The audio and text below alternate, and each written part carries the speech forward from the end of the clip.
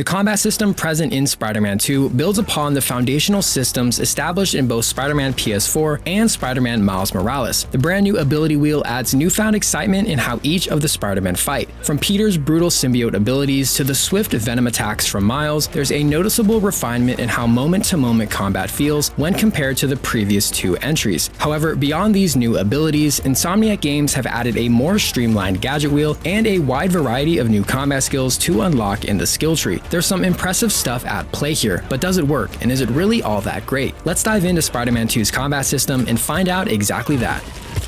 Stand your honor!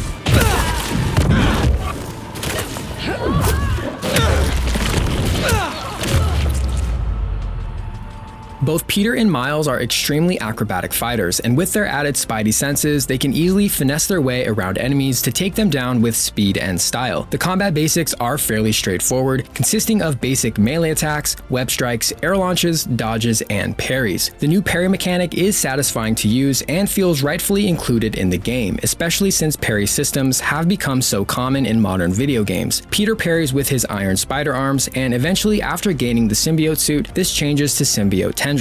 Miles, on the other hand, always parries with a Venom shock. Now right here is where you'll start to see some of the beauty in this game's combat. Rather than using identical attack animations for both Spider-Men, Insomniac created unique animation sets for both Peter and Miles to better distinguish their fighting styles and levels of experience. Kicks and punches feel intentionally looser from Miles, and his body movements are more exaggerated, like here in his version of the air launch. Peter simply performs an upward punch. It's simple but effective. On the other hand, Miles curls down, building up force and power before pushing off the ground with an upward kick. It's just as effective as Peter's air launch, but it has a bit more character and style to it. Even Miles' web strike is exaggerated in movement when compared to Peter's. He punches downward on the enemy while elevating his legs to balance out the power of his punch. And I don't want it to sound like I'm discrediting Peter's animations. Both Spider-Men are animated incredibly. Peter's fighting style just feels mature and refined, giving his many years of experience being Spider-Man. Miles, however, seems to find confidence in his inexperience. He developed his own fighting style rather than trying to mimic Peter's every move. Now, this video isn't about the game's web swinging or traversal, but this philosophy does carry over to there as well. Both Spider-Men have unique animation sets for web swinging around the world of New York, which is such a nice addition added in by Insomniac. Aerial combat also got a much needed revamp with the inclusion of bounce ups, web yanks, and other skills. The aerial combat in Spider-Man PS4 was a bit bare bones for me personally. It was a lot of spamming square for attacks and the occasional jump off and swing kick for combo chains. But here in Spider-Man 2, that is no longer the case. I love the new bounce up skills, even if they are a bit unrealistic at times. Technically, enemies wouldn't just bounce up into the air after being slammed down onto concrete, but I know I'd be lying if I said I didn't enjoy doing it, especially to the same enemy over and over again. On the other hand, they make for some cool combos. Being able to bounce around from enemy to enemy while dodging bullets at the same time just feels authentic to Spider-Man and his acrobatic nature. I think Insomniac nailed the bounce up ability in terms of overall fun, even if it does break realism at certain times. Web yanks are a welcome addition as well. Spider-Man is known for his webs, and I miss not being able to yank enemies around more freely with them in the previous games. Web yanks are at their best when facing off against larger groups of enemies or when airborne. The ability's hitbox is fairly large since the web lines themselves can actually hit enemies and knock them down. In the air, you can web yank enemies off ledges for easy takedowns as you watch them get webbed up to the side of buildings when falling. Before we jump into abilities and gadgets, I want to briefly talk about finishers. Some of the finishers are carried over from the previous 2 entries, but Insomniac took things a bit further by increasing the abundance of finisher variations for both Peter and Miles. I know some players don't enjoy the camera being forced into a specific position when performing these finishers, but I've personally always been a fan of it. It puts the focus on Spider-Man's acrobatics and shows off the game's incredible animation work. Plus, along with the slow motion effect many of them have, it creates for cinematic combat moments that feel as if they were taken straight out of a Spider-Man movie. I find myself using finishers less often in Spider-Man 2, and maybe that's because I'm focused on using the new ability and gadget wheels, or maybe because I'm using the focus meter to heal myself instead. But regardless, I appreciate Insomniac's attention to detail when it comes to animating the generous amount of finishers present in this game. So it's apparent that the basics of Spider-Man 2's combat system are refined and polished. But now let's look at the most apparent change to combat in my opinion, which are the new ability and gadget wheels. Ability wheels have become a bit of a staple in modern RPG video games, and we've seen them in many forms from the likes of the more recent Assassin's Creed entries, God of War, and Final Fantasy XVI. They often allow players to create unique builds to suit their preferred playstyle, as well as prevent the combat from getting repetitive since players can easily swap abilities in and out of their loadout. Spider-Man 2's ability wheel works in a similar fashion, but it does have some differences. For starters, Insomniac went for a quality over quantity approach. Rather than giving the player a copious amount of choices, they've trimmed off a lot of the fluff that can often come with more modern RPG ability wheels. Abilities in Spider-Man 2 also don't necessarily allow for playstyle specific builds. They instead have specific effect characteristics and seem to be broken up into three main categories: single burst damage abilities, AoE damage abilities, and air launch abilities. Peter's Symbiote Punch and Miles' Venom Punch are great examples of the game's burst abilities. They deal a quick burst of damage to a single enemy very quickly. AoE damage abilities are much more abundant and come in handy often during combat. Venom Smash and Reverse Flux from Miles feature some impressive particle and sound effects, while Peter's Symbiote Blast and Anti-Venom Tempest feel otherworldly with the dramatic tendril effects they exhibit. Air launch abilities are versatile since they can send multiple enemies airborne to start combos. The main trade-off with these seems to be their lower damage power, but combining them with follow-up aerial combos can make up for this. By now you'll have noticed that both Peter and Miles have their own individual ability sets. Peter's abilities are centered around both his iron spider arms and the iconic symbiote suit. The iron arm abilities feel swift and agile with their mechanical sound profile, but the symbiote abilities are truly exceptional in so many ways. Their sound design is impeccable, and the tendrils themselves exhibit some impressive texture work. Pulling down a large group of enemies with the symbiote yank ability just feels so powerful. Its wide area of effect and solid damage output makes it one of the most practical abilities in the game, and it can act a bit like an air launcher if you activate it when Peter is airborne. However, on top of its practicality is a well-rounded sound profile. The tonality of extending tendrils feels alien-like, which I'm sure invokes plenty of fear in Peter's enemies, and the power of the final slam is enhanced by the inclusion of immense bass through your speakers. If you got the chance to play this game with a subwoofer, then you'll know just how incredible this bass effect can be. Defend your honor!